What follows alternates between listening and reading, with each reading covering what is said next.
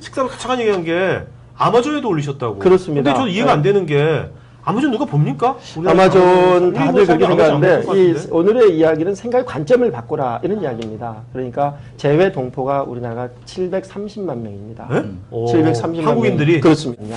그리고 한국의 한류 열풍이 불면서 한국 지식, 한국 책에 대한 갈망이 있습니다. 네. 그리고 한국어를 배우고 싶어 하는데 아무 때나 편리하게 우리나라는 한국어 사이트에 익숙해져 있지만 글로벌 시티즌들은 그렇죠. 글로벌 사이트에 익숙해져 있기 때문에 그곳에 노출을 시키자는 겁니다. 야. 이 때문에 한글이 아마존닷컴에서 깨졌는데 저희 때문에 아마 다시 이 한국어도 안 깨지는 그런 시스템이 개발이 되고 있고 제가 미약하나마 작은 변화를 일으키는데 조금 기여했다 이런 생각을 하고 있습니다. 야, 이거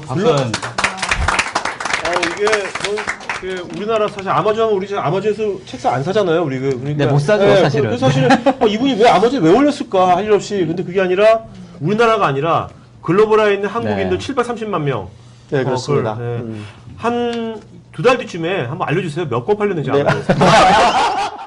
책에 보면 이제 톰 피터스가 21세기 리더들은 여성 관점에서 생각하고 마케팅에 집중해야 성공할 수 네, 있다. 그렇습니다. 네, 이런 얘기를 했다고. 그러니까 프랑스 같은 데만 해도 저는 이제 얘기를 하는 게 이게 할당제가 있습니다. 뭐 관료의 30%는 여성으로 한다라든가. 그러니까 여성이 굉장히 많습니다. 그러니까 여성이 참여할 수 있는 무대 자체를 정부가 많이 열어줘야 됩니다. 그리고 기업들도 많이 열어주는 그런 노력을 해야 되는데 그거는 사회적 분위기가 성숙해야 되겠죠. 지금 성실하게 자기의 미래를 찾고 준비를 하면 저는 여성에게 남성이 차지했던 그 영역보다 더 많은 무한한 기회가 더 있을 것으로 생각을 합니다. 특히 남성들이 특히 여성들은 되게 약해요. 저도요. 역차별 당하고. 저도 가보면 마음이 약해요. 제가 보험 자동차 보험 가입할 때도 남성한테 전화 오면 금방 끊게 되는데 이건 솔직한 거예요. 네. 그거 어쩔 수가 맞아요. 없어요. 그만큼 여성 경쟁력이 있는 거예요. 혹시- 상대를 다루는 네. 놀라운 테크닉이 있는 지금 버텨야 되네요. 때가 올 때까지 버텨야 돼. 우리나라에서는 조심하고 견디는 살아남아야죠. 살아남아야 된다. 살아남아야지 여성 CEO가 되는 거죠. 살아남아야 오늘 신문이죠. 오늘 야후 CEO가 된 분도 37세 미모의 여성입니다. 이 말을 누가 했는지 아세요? 나는 소프트웨어 발전에 흥분하는 사람을 사랑합니다. 그러나 왜 우리는 가난과 질병에 허덕이는 생명을 구하는 일에 더 흥분하지 않는 것일까요? 혜택을 받은 사람들이 사랑과 헌신으로 세상을 바꿔봅시다. 이 말 누가 할게요? 빌 게이츠. 지금 빌 게이츠. 네, 빌 게이츠가 했습니다. 그 다음에 이제 이 말은 클라우스 슈밥이라고 또 유명하신 분인데 클라우스 슈밥 포럼이라서 지금의 자본주의는 사회 통합이라는 대의가 빠졌다. 따라서 자유시장 경쟁 체제가 사회를 위해 봉사할 수 있도록 해야 한다. 어떻게 기업이 얻은 이익을 분배할 것인가? 가족과 지역사회가 진정한 구성원이 되는 방법은 무엇일까? 이렇게 본 세계 석학들이 뭐 그렇죠. 이뿐만 아니라 샌다 교수 정말 유명하신 분들이 다 이런 얘기를 하고 있거든요. 지금 현재. 예. 자, 그럼 이게 자본주의가 진짜로 바뀌는 겁니까? 이제? 저는 바뀌고 있다고 봅니다. 그러니까 제가 얘기했던 이제 자본주의 4.0 시대가 오는 것이죠. 그리고 따뜻한 자본주의가 오는 것이죠. 그리고 작년에 대베스트셀러가 됐던 정의란 무엇이냐. 이게 이제 마이클 샌달 교수가 제시하는 시장 만능주의가 현재의 위기를 초래했다.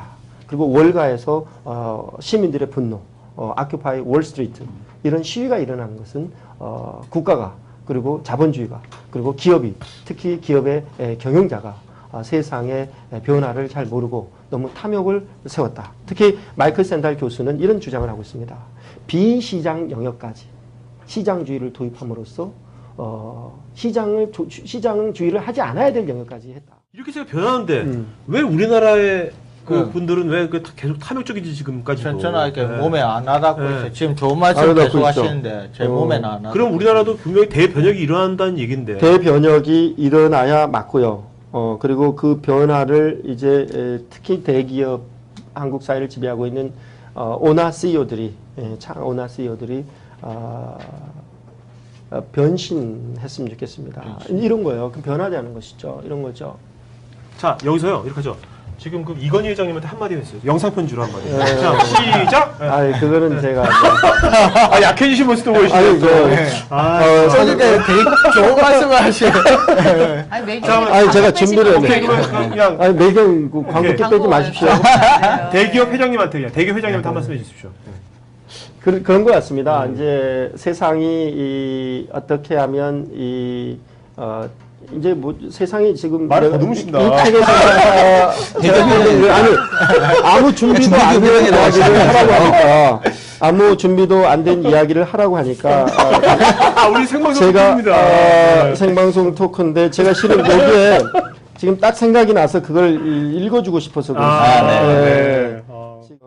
그 메가 트렌드 2000의 공저자하고 그 포브스 기자를 지냈던 패트리쇼 에버딘의 주장은 이렇습니다. 자본주의가 더욱 발전하면서 기업의 리더들은 사회 공헌 철학, 즉 영성을 가져야 한다. 이런 얘기를 합니다. 그러니까 뭐냐면 물질 만능주의가 세상을 지배를 하고 있습니다. 그러니까 돈만을 탐닉하는 것이죠. 그런데 삼성전자가 돈만 벌고 간 CEO다. 이건희 회장이 나는 돈만 벌고 가는 회장이다. 그렇게 기억되어서는 안 된다는 얘기죠. 그래서 영성을 추구하는 것이죠. 국가와 사회를 위해서 어떤 공익을 하고 갔느냐. 어떤 존경받는 일을 하고 갔느냐. 네. 지금 기업인으로서 CEO들이 일을 했습니다. 그런데 그 돈을 벌었으면 이제 그것을 어떻게 세상을 이롭게 하고 그리고 대한민국 사회를 이롭게 하고 그리고 모두가 행복한 세상을 만들 것이냐. 그런 스피리추얼, 영적인 그런 좀 철학적이죠. 근데 또 앞으로 시대는 이제 제가 보기에는 영성의 시대입니다. 영성의 시대. 의미를 찾는 시대. 가치를 추구하는 시대예요. 그리고 행복을 추구하는 시대예요. 목사님 같았어요. 목사? 목사가 아니라 지금 예수님이 얘기하셨죠. 느낌이 좀 왜냐면 다르다. 그 의미를 더 가치를 추구해야 되는 거예요.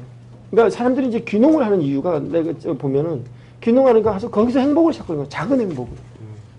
남이 주는 행복이 아니라 내가 찾아서 하는 행복이죠. 그렇죠? 그러니까 예전에 지금은 각박해요. 서울에서 막 죽어라 사람 내가 이런 거예요. 새로운 패러다임으로 사는 사람들이 이거예요. 내가 지금 이제 퇴직금 받아가지고 한 3억밖에 없다. 그러면 동남아시아에 가면 내가 10배, 20배의 가치로 더 행복하게 잘 살아요. 근데 그런 패러다임 못 깨는 거예요. 그게 의미를 추구하는 거, 가치를 추구하고. 내가 아는 어떤 분은 부부가 전 세계 돌아다니면서 여행을 해요.